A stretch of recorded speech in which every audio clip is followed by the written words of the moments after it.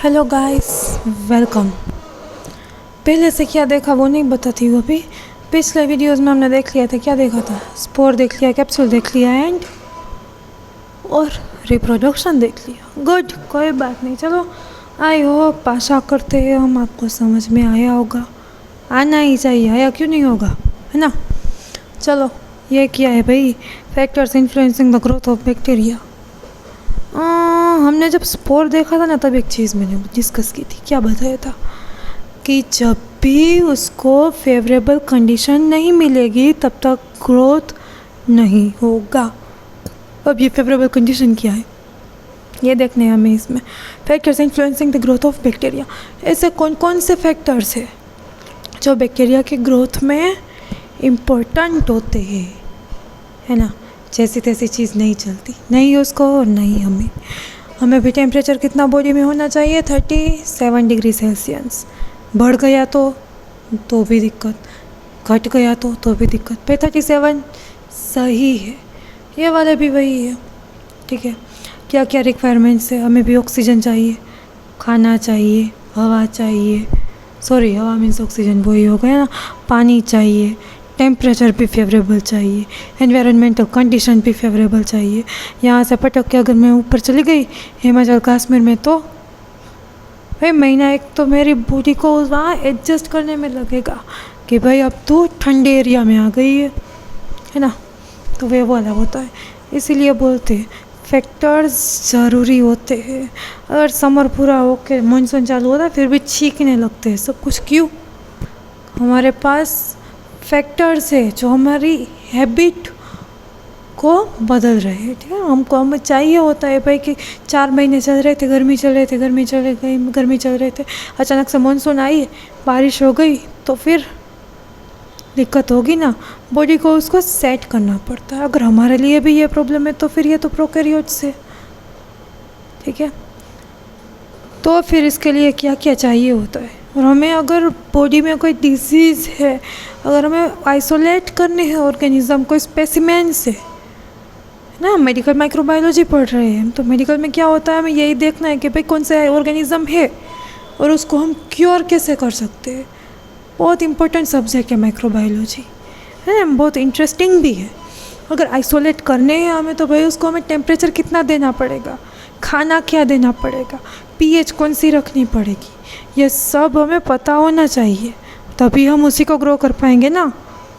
कुछ थर्मोफिलिक होते हैं, कुछ थर्मोफोबिक होते हैं।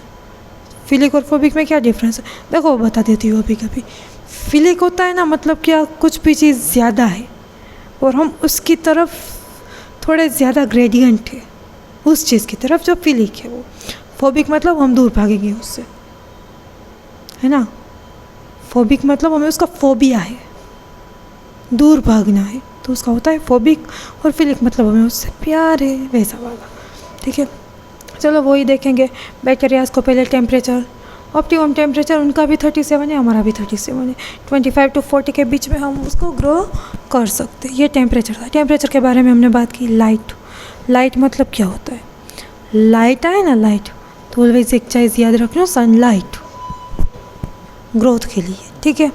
चलो, ये लाइट क्या बोल रही है भाई, direct sunlight is injuries to bacterial growth. ले भाई, देखा, डायरेक्ट सनलाइट भी नहीं चाहिए भाई, काले पड़ जाएगी। ये भी हमारे यहाँ करती है ना लड़कियाँ भाई, मुंह पे तो बांध के निकलेगी समर में, इनको भी नहीं चाहिए। देखो, कोई नहीं भाई, हम आपको नहीं देंगे सनलाइट, फिर तो ग्रो कर जाओगे ना।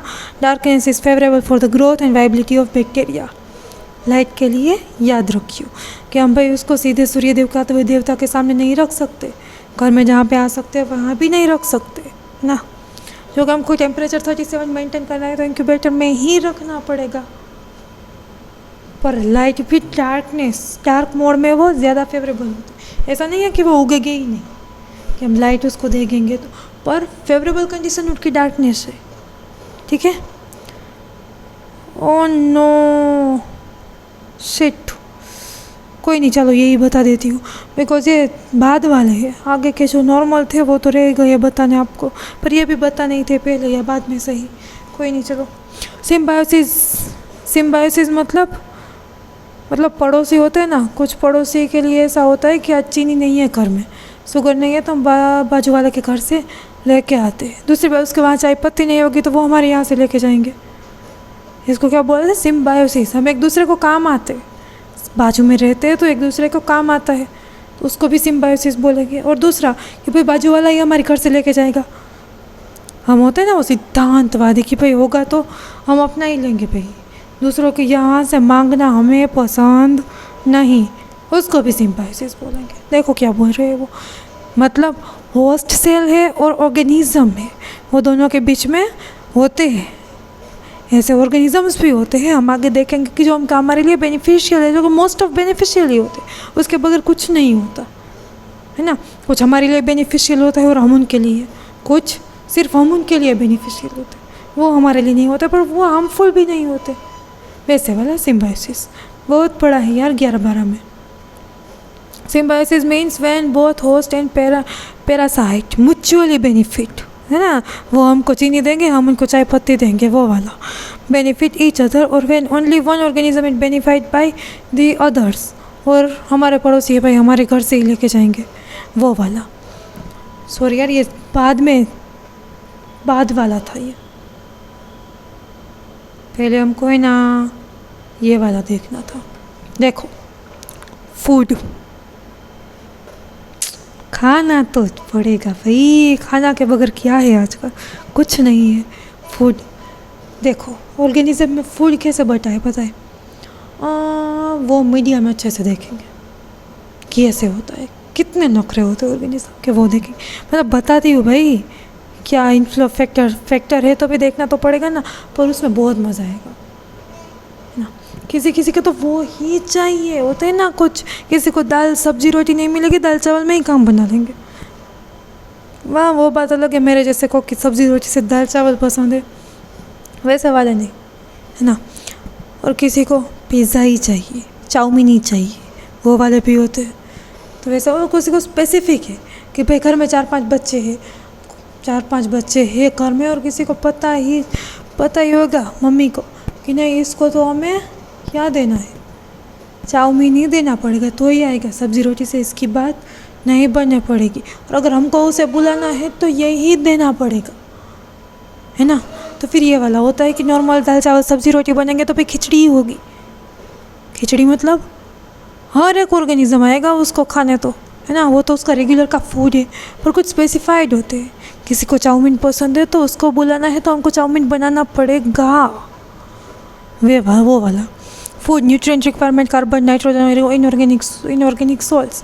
मतलब फूड के बारे में इतना देखा, इतना कुछ मैंने लिखा नहीं है इसमें, बोल रही हूँ ये सारे है ना, उसके बारे में जब बोल रही हूँ तो कान इधर रखो, मोबाइल के सामने स्क्रीन के ऊपर पढ़ो, पर से इतना फूड, बाकी क्या करोगे, बाकी हमको सुनो, ठीक है। न्यूट्रिएंट रिक्वायरमेंट, भाई फूड देंगे उसमें, उसके लिए न्यूट्रिएंट रिक्वायरमेंट होगी।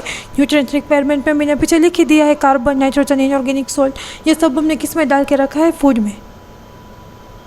जिंदा रहने के लिए सब कुछ चाहिए होता है, पहले तो खाना, हमारे लिए भी प्रोटीन, लिपिड, कार्बोहाइड्रेट सब कुछ इम्पोर्टेंट होता है, वैसे ऑर्गेनिज्म के लिए भी ये इम्पोर्टेंट है और हमको उसको देना पड़ेगा।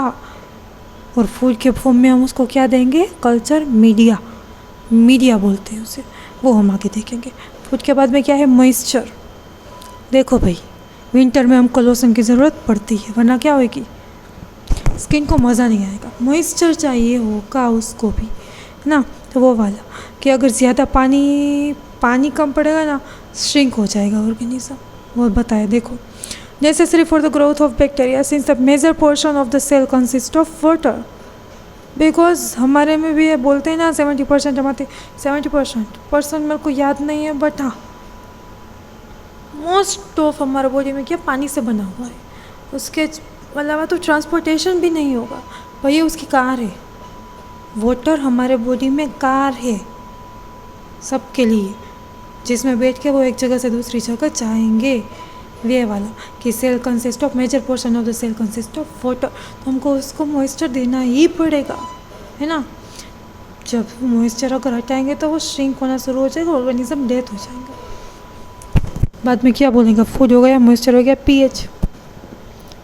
एसिडिटी, जिसको एसिडिक एनवायरनमेंट चाहिए उसको एसिडिक एनवायरनमेंट देना पड़ेगा हमको, किसी को बेसिक चाहिए तो उसको बेसिक एनवायरनमेंट देना पड़ेगा, किसी को मोस्टली तो न्यूट्रल में ही होते हैं। इसलिए क्या देखते हैं, majority of bacteria microbe prefer to grow at a slightly alkaline pH, ज़्यादा नहीं स्लाइटली अल्कलाइन। फिर हम उसकी पीएच हम रख देंगे, कहाँ पे जाएंगे पीएच रखने के लिए, 9, 10, 12 वहाँ तक जाएंगे। भैया बहुत अल्कलाइन हो गया, नहीं स्लाइटली 7.2 और 7.3 समथिंग 7 रखते हैं हम पीएच का, नॉर्मल जो ग्राफ होता है ना उसमें 7, वहाँ पे न्यूट्रल। अगर 7, 6, 5, 4, 3 पे गए तो एसिडिक, और 7 से ऊपर गए तो बेसिक ये वाला, पर 8, 8.5 वहाँ तक चलेगा। स्लाइटली अल्कलाइन चाहिए हमको, ठीक है। सम आर एसिडोफिलिक, भाई बोला मैंने अभी, फिलिक मतलब क्या है, उसको उसके प्यार है, तो उसके पीएच हम क्या करेंगे भाई, घटाएंगे। बराबर, bacteria flourish in acidic medium को, जिसको एसिडिक मीडियम में ग्रोथ करना होता है उसके लिए हम उसको एसिडिक मीडियम देना पड़ेगा। फूड हो गया, मॉइस्चर हो गया, पीएच हो गया, ऑक्सीजन रिक्वायरमेंट। देखो जैसे हमने आगे देखा था ना कि ग्राम भाई आए थे, उसने स्टेन इनोवेट किया और उसके बेसिस पे हम उसको बोलते हैं ग्राम नेगेटिव और ग्राम पॉजिटिव। बट और एक क्लासिफिकेशन होता है बैक्टीरिया का कि क्या भाई उसको ऑक्सीजन, वो ग्रो करने के लिए ऑक्सीजन लेगा या नहीं लेगा।